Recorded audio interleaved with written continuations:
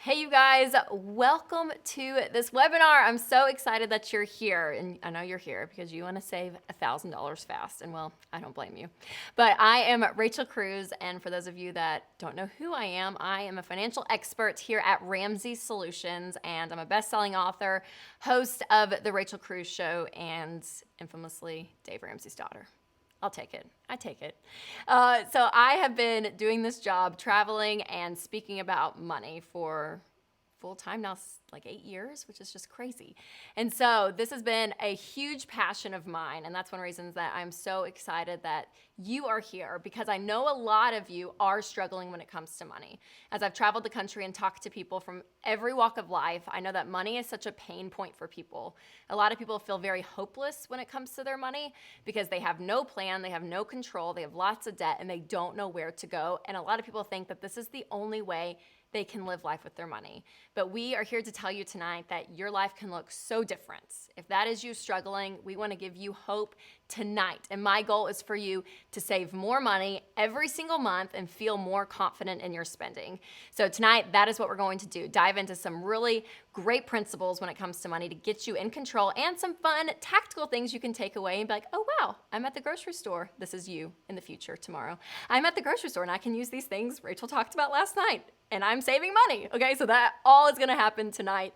And at the end of this, we are going to bring in George Camel, who is host of the Dave Ramsey Show video channel, and he's gonna be with me, and we're gonna be answering your questions. So throughout this whole thing, go and type in your questions. If you think of something, anything when it comes to money or dirt on the Ramsey family, if you really want to know, you can add in those questions, and we're going to talk about everything after this segment here. But again, as I was talking about earlier, that a lot of people feel so out of control with their money. And I'm telling you, the number one mistake people make when it comes to their money is not being intentional. Not being intentional. So the best way for you to be intentional is to get on a budget. Boo. Don't click out. Don't click out. Stay with me. Stay with me. So many people hate the word budget. It's gotten such a bad rap. But I'm telling you, when you can really wrap your mind and your heart around this word, you, I promise, will be able to save $1,000 so quickly. But let me unpack it a little bit, because again, this idea of this word, some people think, or some of you are like, oh, yes, she's talking about budgeting. It's the best night of the week. I can't believe it. I'm so excited. And you have your Excel sheet out now and you're like all pumped about it. That is some of you. Some of you love doing a budget and it's not a struggle. Others of you, you hate the idea of doing a budget and you think, oh, it's so constricting. It's so confining. I can't have any freedom. And let me tell you, I relate to you kind of people. Yes, because for so long, this was the number one financial principle for me that I could just not get my head around. It was so frustrating because I am a natural free spirit. I am a spender. I love to enjoy life. And I feel like every time I heard the word budget, it was always in the context of, oh yeah, we can't go out to eat. We're on a budget. Yeah, we're not going shopping. We're on a budget. Oh, vacation this summer. No. We're on a budget. Like, golly, people on budgets are not fun people. Like, if that is what living life is like and that's your life on a budget, I'm like, I'm sorry. I'm going to just enjoy my life and not worry about it. And so, again, I believe that lie that having a budget means you cannot have any fun or any freedom. And so what I realized, though, is after my husband and I went and we got married, I guess it's 8.5 years ago, which is crazy. 8.5 years ago, we actually did not start doing a budget together. Like we didn't budget the first couple of months of our marriage. And I'm Dave Ramsey's kid, right? So like lightning should have struck from like the gods of budgeting to, I should have just been dead right there. But I just didn't like think it was a big deal. You know, he didn't really push it, so we just didn't budget. And then a few months into marriage, I remember Winston was like, Rachel, we have got to get on a budget. We've got to do this. And I was like, oh, okay, fine. And so I remember we sat down at this used dining room table that was my parents from like when they got married. So it was like this old table in this condo that we were living in. And we sat there with paper and we did our first budget. And let me tell you, it was a disaster. It was terrible. You guys, I think I budgeted like $50 for food or something so crazy. And we all know you spend way more than $50 on food, but I was just guessing. I was like, sure, why not? And it was a disaster the first month. And then the second month, it got a little bit better. It was still a little touch and go. But by the third month, the budget actually started working. So just a side note for you guys out there, if you've never done a budget before, don't be intimidated, but know that it's gonna take you about 3 months to get your budget to work. So just remember that. So Winston and I, we started doing this, and we're like, okay, this is working. Like, this is so great. And so what I realized suddenly is that we were in control of our money. And we were not perfect when it comes to money or when it came to money, but we really did our budget every single month, or we really tried. And so about 4 years later, we were taking our last vacation as a couple because we wanted to start a family soon after that. And we were like, okay, one last big trip. Before I was pregnant, before we had kids, all of that. And those of you that have kids, you know that once you have kids, your vacations turn into trips. Yeah, we take a trip now to the beach. We don't take a vacation. Yeah, kids, it's a trip. Vacation is a no-go. So we're like, okay, one last vacation. And I remember we were flying down to Florida, and on the plane, Winston looked over at me and he was like, hey, Rachel, listen, I want this trip to be very relaxing for you. Like, I don't want you to have to think about anything. So I don't want you to have to worry about the budget. You can just spend money. Yes, he did. Yes, he did. And I looked at him, I was like, wait, what? And he was like, yeah. Because we had a budget for the trip, of course, of what we were going to spend. And I was like, I don't have to think about the budget. And I can just spend money. And I gave him the biggest kiss in the world. And I was like, babe, you're letting me live in my strengths. Like, this is what I'm good at. And so we landed, we got to the hotel, we went out by the pool, and we were laying out, and it was beautiful, great Florida sun. And it was one of those hotels where waiters or waitresses will walk around the pool, and you can order food or drinks like to your chair. It was amazing. And this lady came by, and she was like, hi, would you like anything to eat or drink? And I just asked her, I was like, hey, do you guys have guacamole? She was like, oh, yeah, sure. So she brings me some guacamole. It was delicious, wonderful. And I was getting thirsty. So I was like, hey, do you have a menu? Because I do want to order a drink. And she was like, oh, yeah, sure. So she hands me a menu. And I open it. And I remember this clear as day. I opened it, and I just saw appetizers at the top. It said chips and guacamole. $23. $23. I was like, what makes guacamole $23? Like, did the avocados fall from heaven? Like, what? And I started freaking out a little bit. I was like, oh my gosh, $23, what did I just do? And then I was like, okay, well, I do need a drink. And so I went down to drinks, and the very first drink said fresh squeezed lemonade.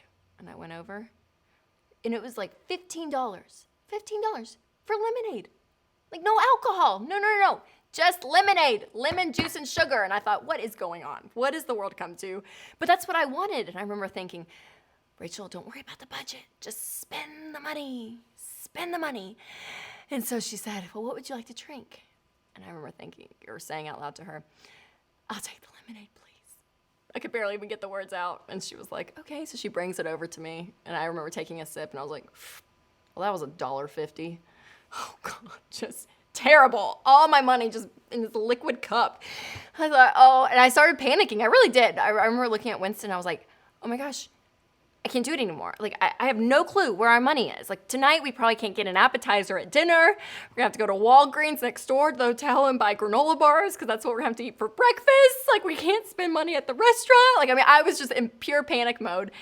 And he was like, Rachel, calm down. I was like, no, give me a sheet of paper and a pen. I need to do the budget right now. And in that moment, as I was sitting there, I remember thinking, it's not the ridiculous prices of the food that was freaking me out, even though they're ridiculous prices, and it was stupid. I said this story one time when I was speaking, and some girl tweeted me, and she was like, you lose all credibility when you buy a $15 lemonade. I was like, oh, shut up. I'm sorry, I made a mistake. I should have gotten water, I know. So forgive me for my mistake. But it wasn't the prices that were freaking me out. It was that for the first time in years, I felt so out of control with my money. And that moment, it really did. It felt so hopeless and kind of like dark almost, of this idea of, I don't know what we can do. Like, I don't know what's happening. And so I'm telling you, from a free spirit and a spender, those of you that are that, a budget will give you control that you never knew you had. And I like to look at a budget as permission to spend. Yes, there's limits and there's boundaries, but that's good. But it gives you money to spend freely. So when you have a clothing line item, you can go to the mall or you can go online and be like, okay, yeah, I can spend money on clothes, and this is the amount I have. You're not second guessing all the time thinking, okay, did I spend too much on groceries? Is this okay? All the guessing game is taken out when you decide where your money's going. And that, my friends, is not only going to save you money, but it's going to give you peace of mind. So a few things to note when you're doing a budget. Number one, you want to do a zero-based budget. This is where your income minus your expenses equals zero, where every dollar coming in is assigned to a category. Now, people that do a zero-based budget every single month, they actually pay off 19% more debt and save 18% more money than people that don't do zero-based budgeting. So I'm telling you, zero-based budget, good to know.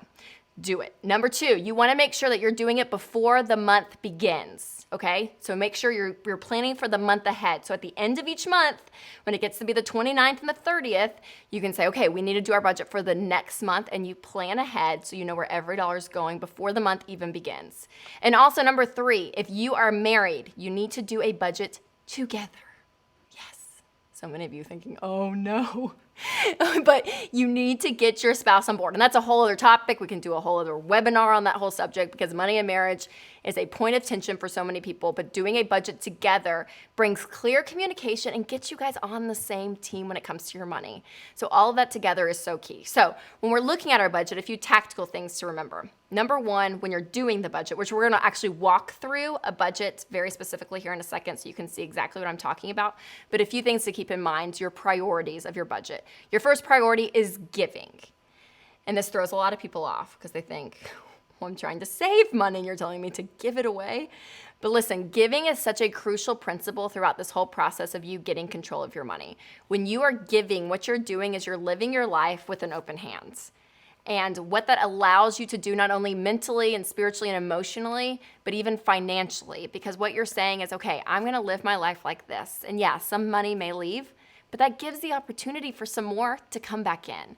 People that live their lives like this and try to control every single thing with this closed fist, you start to become a very unhappy person overall because suddenly not just your money begins like this, but your attitude and your relationships, everything just starts to be so controlled. But when you live your life like this, you end up being more selfless than selfish. And as a believer, if you're a Christian, we believe that God owns it all. All that we have, we're managing for Him. And so being able to say, okay, God, what do you want me to do with this? And giving is a huge part. Again, I say financially, spiritually, emotionally, mentally, all of it is huge when you're giving. So you want to make this a priority no matter where you are, no matter where you are. And I do tell people when it comes to giving, you want to give a little until you can give a lot. And so give something. So first priority is giving. The second priority is saving money. Saving money does not just happen, okay? It doesn't just appear into your checking account. I wish, man, wouldn't that be awesome that you were like, hey, money gods up here, I watched this really great webinar, and then you log into your checking account and you're like, oh, there's my $1,000. Sorry, doesn't work like that. You have to be intentional, and so doing your budget forces you to save something, and we'll talk about this more later on, but you need to save something. And then next, your priorities are what we call the 4 walls. This is food, this is like eating, restaurants, out to eat, grocery. Now, this is not you're going out to a steak dinner every single night. Okay, this is like basic food, people, basic food. Clothing, we have to be clothed in our world today. And so this is not, you're going to go on a shopping spree every month. No, this is basic clothing. Everyone in your family is taken care of.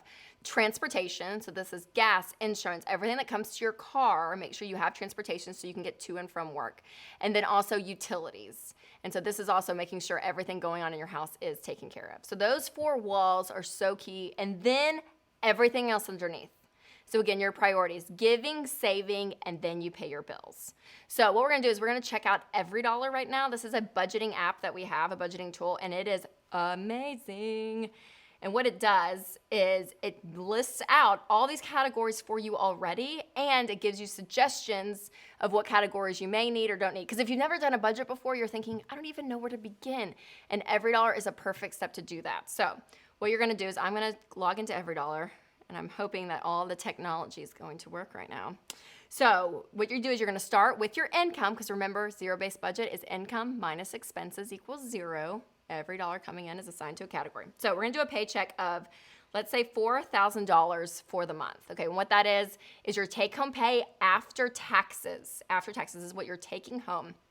And this, with taxes, is around a $65,000 income annually. So those of you that are making $65 million, you're going to look a whole lot different than someone who's making $30,000. So again, whatever your income is every month, you put it in that top category of paycheck. And then we're going to give something. I suggest a recommended percentage is 10%, starting with 10%. So that's $400 you're going to give in giving.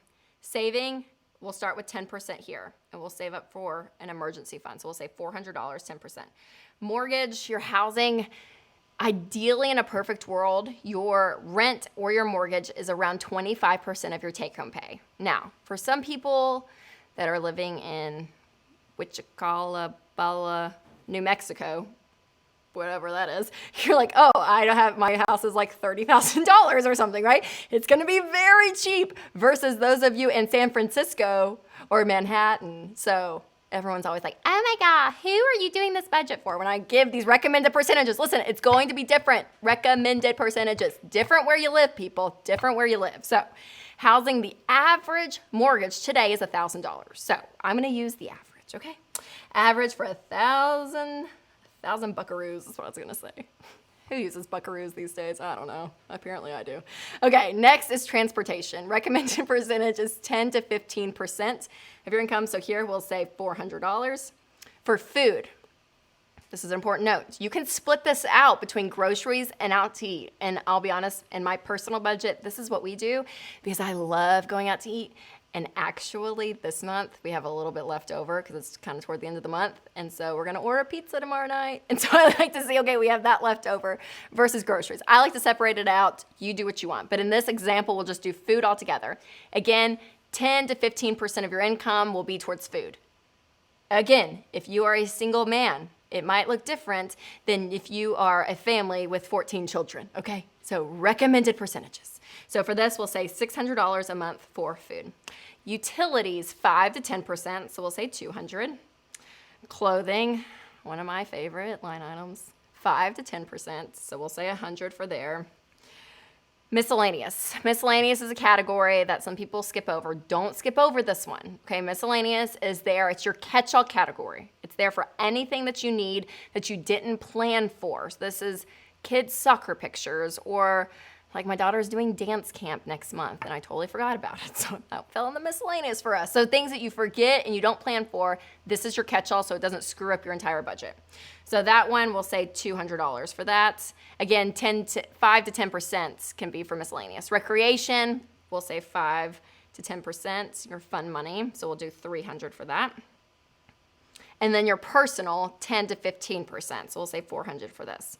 So this is great too. When you are married, every person needs their own line item. Okay, so Winston has his line item, I have mine. So that way, when I'm going to Target and I'm needing mascara, I'm not like, hey, I'm gonna spend $8 and can I put it here? No, it's okay. I have my line item. I get to spend my money at my discretion. And so it's there. So that's really great because some people kind of freak out when I tell them that they have to do one budget together as a married couple. They're like, oh, I'm gonna lose my identity. No, you're not. You're fine. You can have some spend money and some fun money for your hobbies or what you're gonna do. So that's for the personal, which I think is great. Now, one thing that we don't have in all of this is our debt. So when you have debt, you're going to find out very quickly that debt steals your income, is what my friend Chris Hogan says, and how true it is. So right now we have a perfect every dollar budget. It says the check mark, it's an every dollar budget because that $4,000, every cent of that $4,000 is allocated for in the budget. Now, when you have debt, if you have a car payment or a student loan, then what you're gonna have to do is go back up and lower some categories. And those of you aggressively getting out of debt, you're gonna completely slice some of those categories and be like, okay, we're not going shopping this month. We're gonna cut the cable. You're gonna really cut back on a lot of these things in order to pay off debt quickly. But for right now, if we'll pretend that we're debt-free in this budget, and so it is an every dollar budget. So that's it, you guys. And then every dollar, we have every dollar plus, which is even more amazing because what it does is it actually syncs to your checking account. So when you have transactions that come in, then it comes up in every dollar and then you can drag and drop it. So like when I go to Publix, it's like, oh, the Publix transaction, I drag and drop it to groceries. When it has, Garcia's, a Mexican restaurant here in Nashville that we went to, I can drag and drop that to there. If it's Target, it's usually under Rachel. If it's Amazon, we never know what the Amazon is. That's the most confusing one. I'm like, I don't know where it goes. I always have to look back. Amazon, man, the black hole of the app. I mean, Amazon. Love-hate relationship, but you know what I mean. So the transactions come and it's amazing. So if you actually sign up for Financial Peace University and you'll go through that, which we'll talk about in a second, then you actually get every dollar plus for free. That's right. It's all integrated. It's all together in one. So make sure to check that out because every dollar plus it's a lifesaver. It's absolutely amazing. So doing that budget, you guys, that every dollar budget, that in and of itself is going to save you so much money because you have no idea how many times you're circling through the Starbucks drive-through and you're like, oh yeah, and there's $4 there. You walk into Target, which is my black hole of goodness, my mothership, and I end up spending so much there. Or you're like, oh yeah, I'll just grab some food on the way home. Like we just randomly spend things and you have no idea how much that adds up. And so what the budget does is it gives you those boundaries and those limits and you automatically start saving money. It's pretty amazing. So at $1,000 you want to save, do a budget. I promise you feel like you'll get a raise. Now, here are some actual tactical tips when it comes to saving that you can use. And if you look, this is going to be very quick and easy tips that you can use, again, starting tonight if you want, starting today. Number one, look at your grocery budget. This is the number one budget buster for pretty much everyone. If you're breathing, your grocery budget is probably gonna be busted. It's so hard to get that under control and to find it accurately. And so what you wanna do is do things like checklists, or click lists, I'm sorry. If you shop at Kroger or different grocery stores have this, a program where you can actually go in and make your list online or on the app ahead of time. And what that does is you can already pre-see, okay, this is exactly what we're gonna buy, and you see the total as well. So if the total is completely out of control, you can be like, okay, we're gonna nix this, we'll get the generic brand of that. Like you can go and actually shift things around to make your budget work. So use that, or if you don't use that, just have a good old list. Make a list and check it twice. Santa Claus says. And so it's true. At the grocery, do it. Make that list and stick to it. Because what you want to do is get in and out of the store. Because according to Time Use Institute study, the average shopper spends $2.71 every single minute they are in the grocery store. Isn't that insane? $2.71. So get in and get out. Another saving tip when it comes to your grocery budget is just simplify your dinner. I get in trouble with this because I'm like, okay, I need something. I need interesting stuff because I love food and I love I don't always love making everything, but I do love the idea of like, hey, we're having like a fun festive meal. You know what? Sometimes just simplify it. Do a salad, do a BLT, even have breakfast for dinner. Hi, Pillsbury cinnamon rolls. Oh, they're my favorite. I love those. So do something like that. Do something quick that's easy and it doesn't bust the budget. Now, some also things to remember is that you can also buy generic. And this is even generic from even medicine because according to Consumer Reports, buying generic over-the-counter drugs saves you 73% per purchase, you guys. Isn't that crazy? Also, another saving tip. This one kind of hurts my heart because I'm guilty of this. Stop buying bottled water. Yes. A few years ago, Consumer Reports revealed that bottled water can be marked up to 700% in some regions, you guys, 700%. So 48 cents that it takes, some tap water can cost you up to $3.36. Insane. So that is to help you save when it comes to your food. Now let's look at saving when it comes to your entertainment because, well, we all want to have a fun life, right? So there are some free things that you can do. So when you think about it on the weekends, go do some free things. Look up parks or free concerts.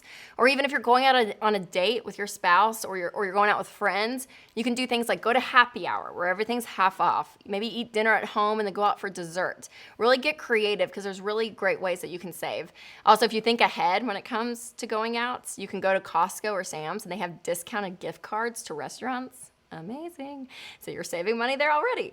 When it comes to your kids, you can save money by just doing things like going to the local library. My daughters and I, we actually did that today and they had story time. We were there for like an hour and a half and it was air conditioning and beautiful and wonderful versus like being all hot and everything out in the summer. So it's a great place because you can buy books, you can do check out books. I hope you don't have to buy them at the library. That would be sad. If that's your library, that's not a good library. No. You can rent books and DVDs, games, and even tablets. And another fun thing you can do that's really cheap for entertainment and fun is to go to a local drive-in. Okay, I'm in Nashville here, and there's one, I think it's like an hour and 15 minutes away. So it's a bit of a drive, it's a commitment. But what it's great is that you can see 2 movies for the price of one, and the food is so cheap. So That's a great place to save money. Also, your insurance. Okay, this one's huge. Like the grocery one's really gonna help, the entertainment one's fun. This is really where you can save some big bucks, because what happens when it comes to insurance, all your insurances, from health insurance, your car insurance, I mean, all the above, people just go and they take their plan and they have their deductible, maybe once a year, maybe 4 times a year, it's withdrawn from their checking account, and they just forget about it. It's just on auto pay. But we have endorsed local providers that can help you save.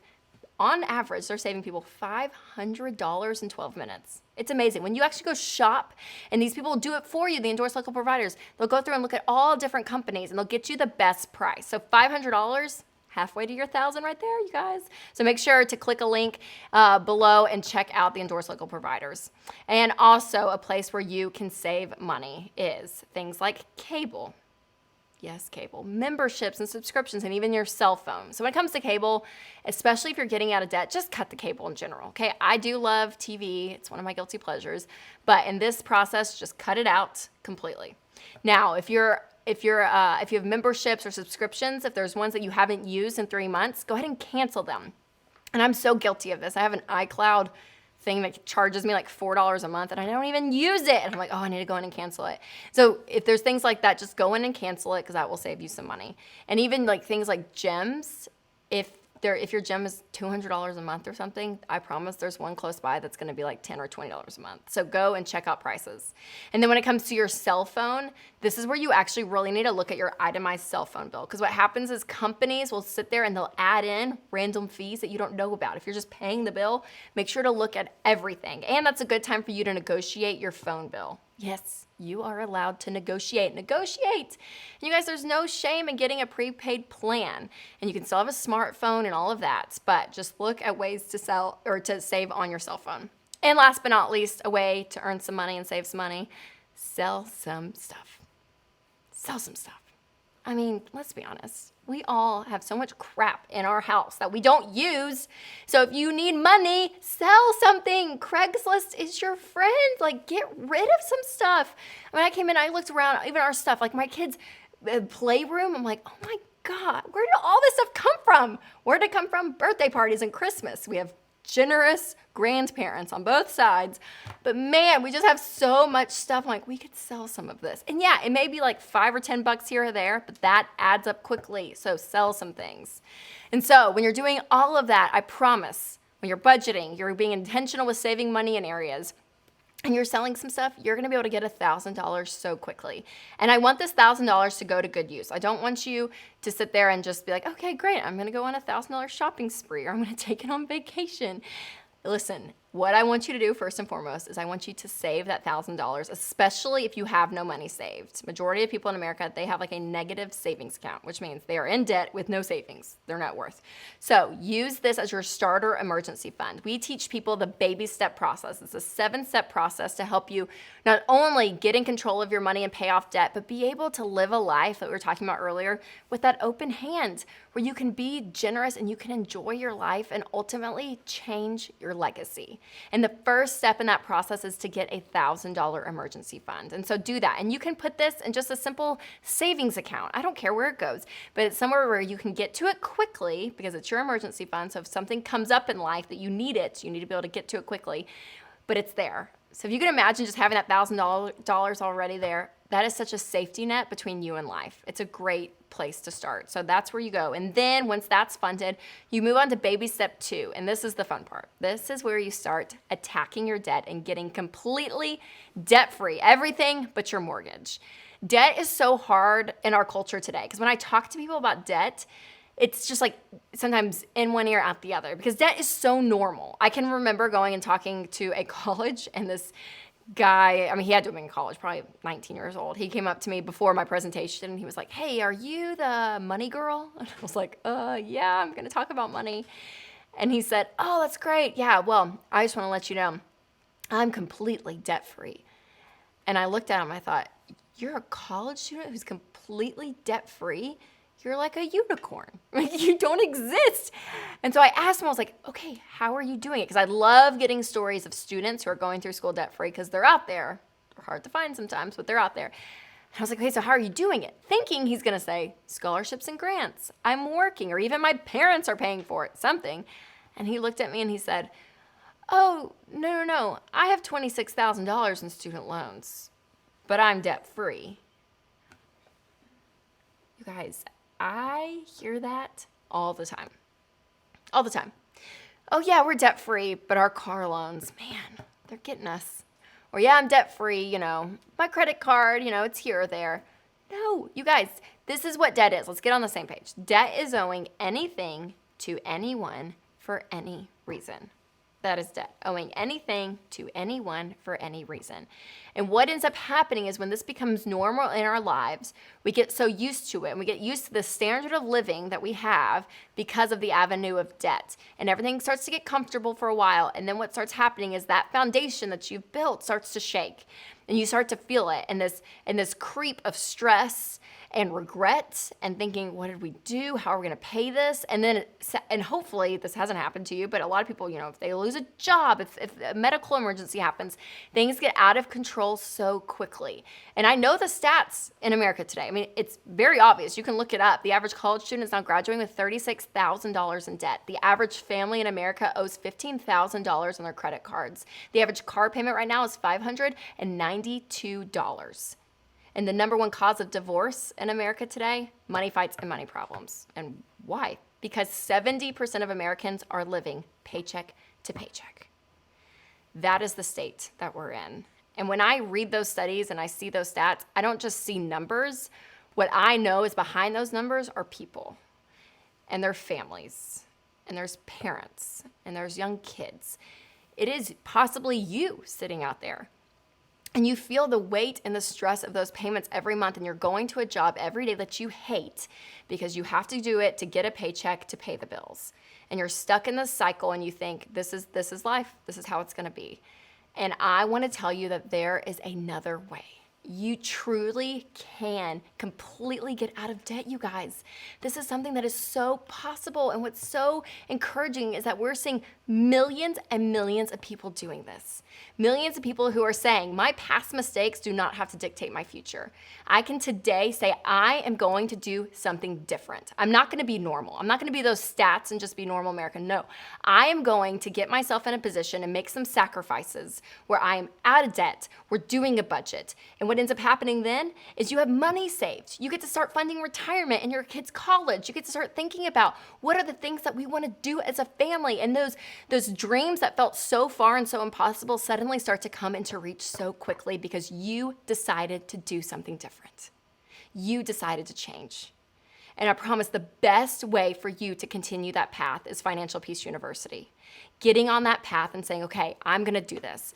Because what's happened since Financial Peace University, 5 million people have gone through it. 5 million people. And they've seen the light at the end of the tunnel. They've said, I'm going to do it. And what we've seen, the progress of these people and these families, you guys, getting completely out of debt, getting emergency funds, paying off their house, everything. And so to go through this, if you want to, tonight we actually have a special deal. It's $109. And what it is, it's a totally guided program. So what you do is you go through it and you go through all the baby steps, all 7. We just touched on 2, the emergency fund. It's baby step 1 and baby step 2, getting out of debt. But we're going to walk through everything, and it's teaching, it's peer-to-peer community, it's support, it's expert financial coaching, all of it. And you get Every Dollar Plus that we talked about earlier. Holla, Every Dollar Plus. All of it together, you guys, what it does is it changes you. And I'm saying that on an emotional side, but again, the numbers show it. People that go through it, on average, they save $2,700, and they pay off $3,500 in debt. And that's just going through the 9-week program. Just in the 9 weeks. That's not everything that happens the year after as they continue down that path. So everything you need to get in control of your money is in Financial Peace University. And so if you need a place to start there. Money does not have to be stressful. It does not have to be painful. It does not have to be confusing. You truly can be stress-free. You can say that this is not going to control my life, and you can actually have a plan that you understand. All of that is so possible, and I hope and pray that that is what you choose to do and start this journey.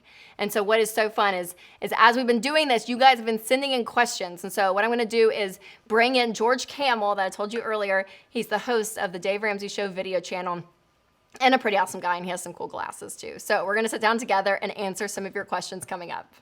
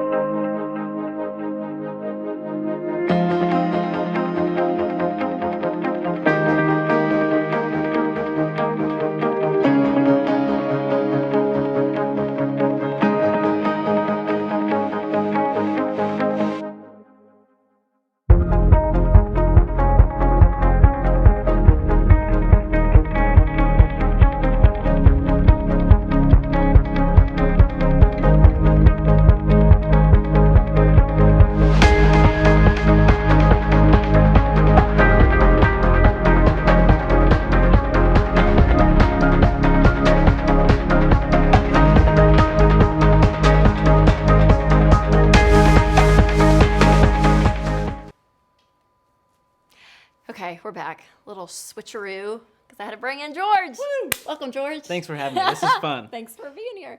I know, I was like, do I read the questions? And someone's like, well, George can help facilitate. I was like, yes, bring George on. So, George, you're a pro at this. This is what you do. So let's answer some questions. Amazing questions coming in from the YouTube chat. So many people watching online with great questions. So let's just get into it. Jesse from Parkersburg, West Virginia asks, it's going to take us about a year to pay off 2 credit cards, 2 cars, and a 401k loan. While doing all of that, should I have spending money? Okay. So when you're paying off debts, what you're going to do is you're going to attack it hard. So it's going to look different for everyone. And the hard thing with a budget is that you want it to be realistic. So some people are like, we're going to cut out food and put it towards debt. I'm like, you can't cut out food. You need food. And so there's a reality that you have to still live life, right? I want your lifestyle to go down dramatically. And so maybe your spending money is cut in half during this period. Or if you're looking at your lifestyle month to month and you're saying, no, we are so hardcore, I'm seriously not going to Target and buying nail polish or whatever it is. I mean, if you really are getting so hardcore about it, you really could completely take out your spending money, your personal line item. But what I don't want to happen is you go through the month and things come up that you really do need that would have fallen in that personal category. And so again, make it realistic for you. So I can't answer like yes or no specifically, but if you have a personal item, I would say for sure cut it down while you're getting out of debt. And also, if you think you really don't need it, then yeah, put that money towards paying off debt. Mm-hmm. Todd is in Wisconsin. He wants to know, my income varies quite a bit every week. Oh, yeah. Should I use a monthly average? Yes, that's exactly what you do. So this is the hard part about budgeting, and I'm in this camp, is that when you are on commission or your income varies, then what's hard, and that's how I am too, it's kind of hard to predict, okay, this is exactly what's going to happen. And so what I do, what Winston and I both do, my husband, is we say, okay, this is what we are absolutely sure we're going to make, right? So I calculate as much as I can and say, okay, this is for sure what I'm going to make. And then we budget from there. And then what ends up happening is if you make more money than you anticipated, then you can take that amount after and then you can add it into other categories as you're getting paid throughout the week. Because if you're paid week to week, you can kind of gauge that. And if you're paid more, then you can say, okay, I can put some more in categories, or maybe I'm going to save some money onto the side. So months that it is lower, I can pluck out some of that savings to fill in those categories. So that is why it's important to do the priority of the 4 walls: your food, shelter and utilities, transportation and clothing, having those first and foremost. Then everything else under that is kind of leisure. So make sure those are taken care of, and then below that. And what's fun, or what we've experienced before, is like, I've done this like on every dollar. I'm like, oh yeah, I'm pretty sure I'm going to make this. And we're like, great. And then we're going to save this much. And I'm like, oh yeah, I did not make that at all. And then we're like, dang it. And when it starts to hurt to be like, oh, we're not able to save this much, or we're not able to do, it kind of throws off your plan a little bit just for that month, but it emotionally gets you revved up to like, okay. So then when you do have some more money, like the next month, and you're like, oh, we got paid more than we thought we would. It's like, okay, we can go back and backtrack. And so what it does is just gives you that plan. But it is touch and go for those of us that our income varies, because it's a true thing, but you can still do a budget. Don't let that be an excuse. Yes. Jennifer K wants to know, she's got $75,000 of student debt and she wants to pay it off in 5 years. She'll be making $50K a year. Is this doable, or am I just dreaming? No, you're not dreaming. And I haven't done all the calculations of like after tax and what your payment is a month and interest and all of that. Sorry, I'm not like who are those people, like a math? Like a Beautiful Mind type yes. scenario? Yeah. I'm so not, who was that? Russell Crowe. Russell Crowe. Ooh, almost named the wrong actor. Okay, so yes, I would say absolutely it is possible. What you're going to find is, if you're talking to people that are getting out of debt, some people have a big hole with a smaller shovel. Others have a big shovel and a small hole. And so your time is going to vary, but we find that people going through Financial Peace University, they pay off all of their debts in 18 to 24 months is what we're finding on average. Because what ends up happening is that $50K ends up getting a bump here in about 6 months, because maybe you get a raise, or maybe you go get an extra job, maybe you work overtime, and you really do make those sacrifices where that $75 starts to dwindle even quicker. And that's the great thing about paying off debt, using the debt snowball, which we didn't get into deeply last during the webinar thing, but when you're doing it smallest to largest, you're paying off the smallest one first. So if you have multiple student loans that are added up in that $75,000, break them out and say, okay, I have 4 loans of that, and pay off the smallest one first. Because what that does is it gives you that momentum and that encouragement to say, okay, I can do this, versus looking at $75,000 mountain. If it is broken up in separate loans, go ahead and break it out and do the debt snowball, where you, again, paying off your debt smallest to largest. Jamie G wants to know, how do I get my spouse on board? Oh, Jamie G. Big one. So many, yes, it's the number one question for a lot of people. Okay, so again, we could probably have a whole webinar on this whole subject because there's many different ways to go about this. Because I don't know your spouse. I wish you were like here with me and we could talk about it so I can kind of get a gauge. So what I do find is that some spouses that are reluctant and that don't get on board, number one, they feel overwhelmed. And maybe, I'm not saying you do, maybe because you are presenting it in a very overwhelming thing. You're like, oh my gosh, are we gonna have enough money to survive the month? You know, it's like some people add the stress on it and they're like, okay, the receipts and all the bills and I don't know what's going on. When you have a clear plan and if you do the budget and if it's you the first time doing it because he won't get involved, still do it and then present it to him, because sometimes in just a clean, orderly fashion without all the chaos and the emotion, it's just the numbers. Logically, you can look at it and say, okay, this is where we're at, and it's way less confusing. So a lot of spouses don't get on board because it's very confusing and it's overwhelming to them.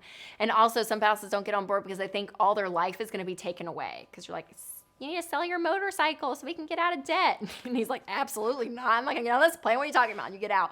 And so again, presenting this with not just the what are you gonna do, but the why behind it.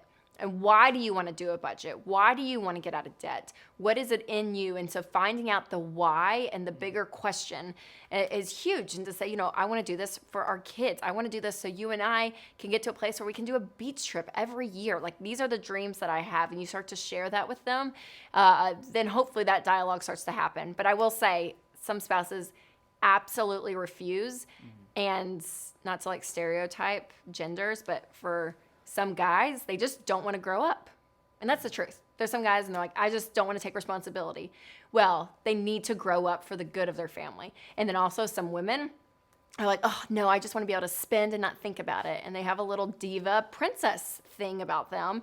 And that's immaturity, and they need to grow up as well. And so what the spouse brings in, it may not be money related. There could be life issues. And so if it gets to that point where it's this constant butting ahead and nothing is getting through, and you're doing the best you can on your side to present something well to him and giving him your heart and your why behind it, then I say bring in a third party at that point, because this stuff takes people's marriages. When I say one of the leading causes of divorce in America, it is money fights and money problems. It hits couples in a very real way that can be very, very detrimental. And so I would say to bring in that third party if you just can't get over the hump. Yeah. Nathan in California, he asks, what percentage of my income should go into retirement?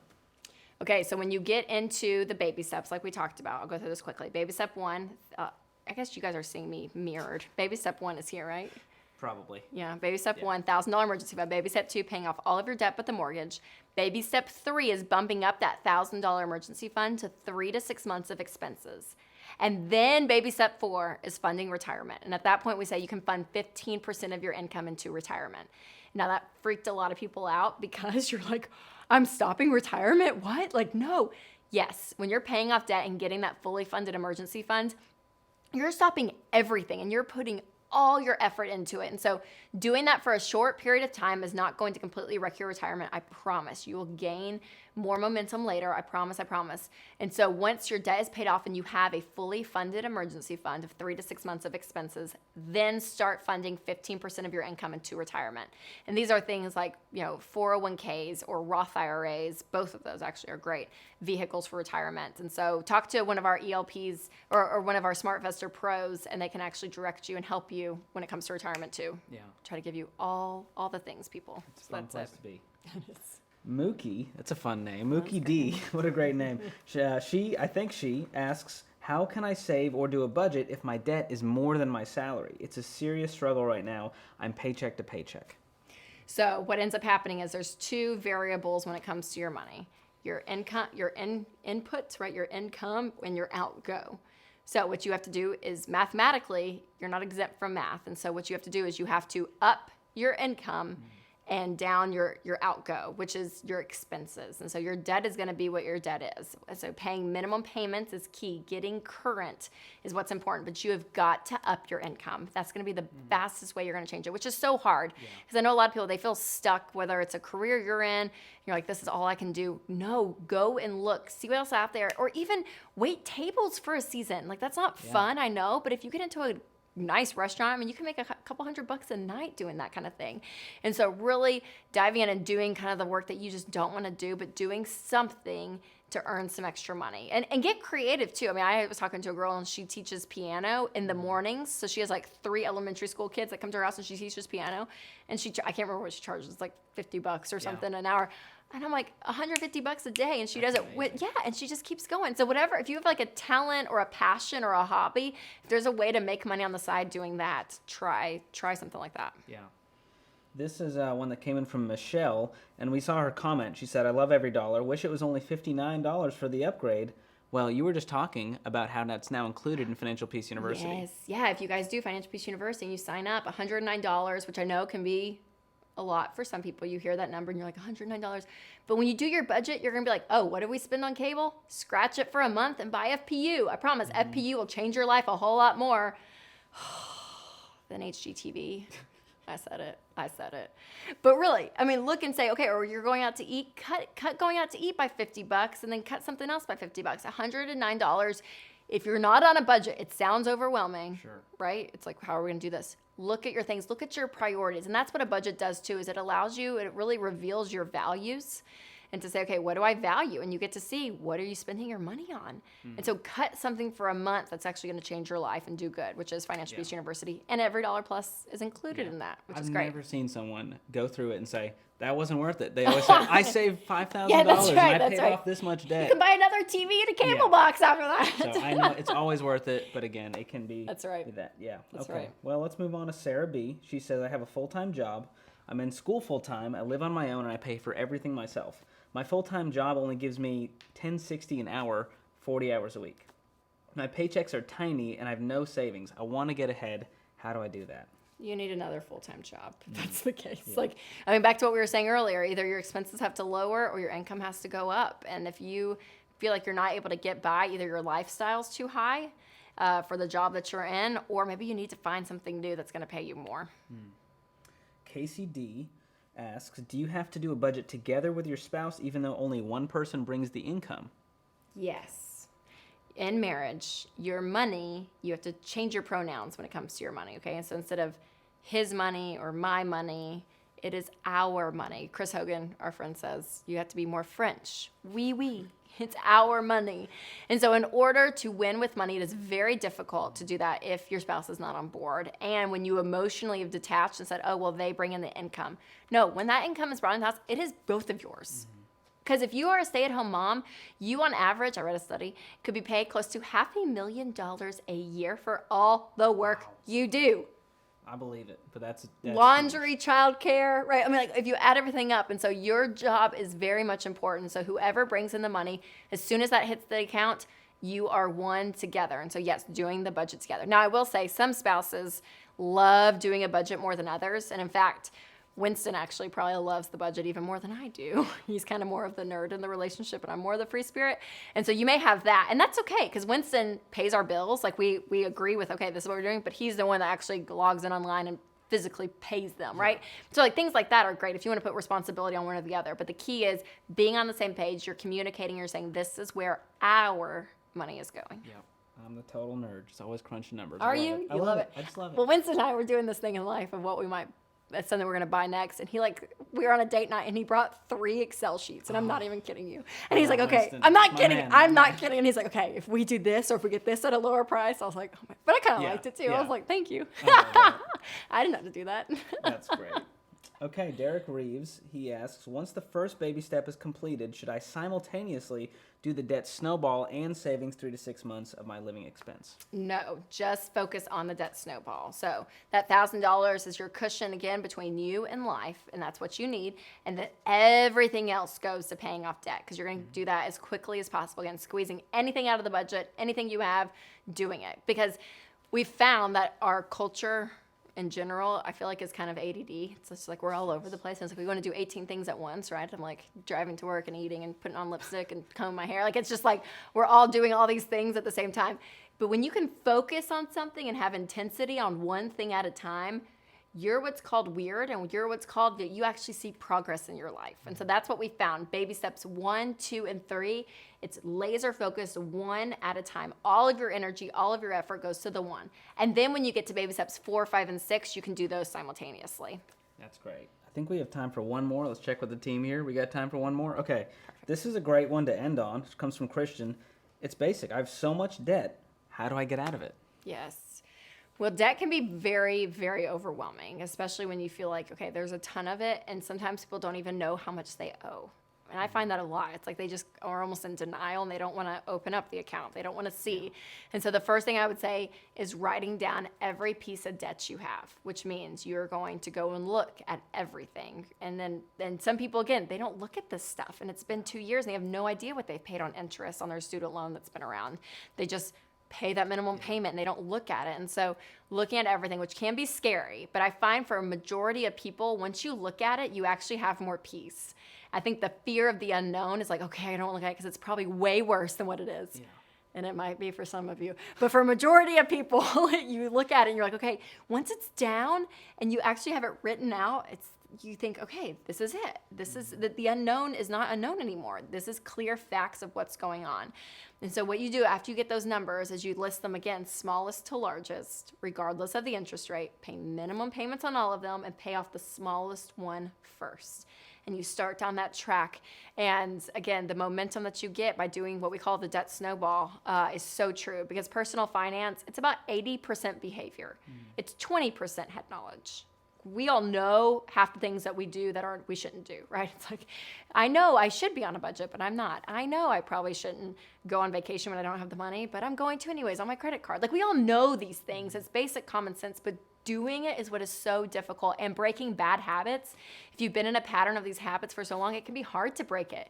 But I would say, to push through and do that debt snowball, because once those smallest debts start getting paid off, you feel that momentum, and then that's where the debt-free celebration happens. And you get to do your debt-free scream in our lobby on the Dave Ramsey Show, yes. which I get to see every day. It's awesome. I know, you do, because you host it. You're there. Front row seat. It's so fun. It's great. I'll pop in every now and then, and you see these families or these people. I mean, like, everything from, like, there was a single girl that was, I think, from Atlanta that came up a few weeks ago. And then you meet a family with 2 little kids. I'm like, It's like everyone from all stages, all walks of life, all income ranges, everything.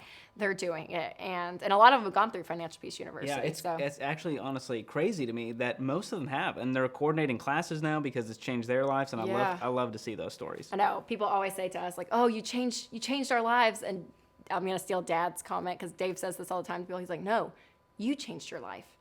I didn't work that extra job. I didn't, sacrifice that lifestyle to pay all that off. No, you did it. And they're like, no, but you did change my life. And he's always like, no, you changed your life. And so it's so fun to see. I mean, it's like everyday Americans, right? Yeah. I mean, they're doing it, and it's fun. It's so fun. It's fun work we get to do, George. It really is. So thanks for being here. Yeah, thanks everyone for your great questions. Coming in. I know, so great, you guys. And again, I so hope that this hour you feel a little bit more at ease, in the sense that you can get on a plan, that you can control your money. Your money does not have to control you. You can make a decision today to say, I'm going to do something different.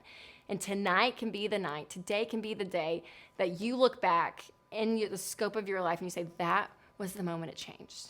That is when I decided to do something different. And so again, if you don't even know where to start, or you need some motivation, you need something, Financial Peace University, it's it, you guys. Sign up. It's so easy and it's so great. And it's the number one thing that we have that I beg people to go through, because it is the thing that helps change people's lives, because it gives you that plan and that community and that coaching. So make sure to check it out. And hopefully we can do this again, George, another time. But you guys have a great rest of your day, and hopefully we'll see you soon.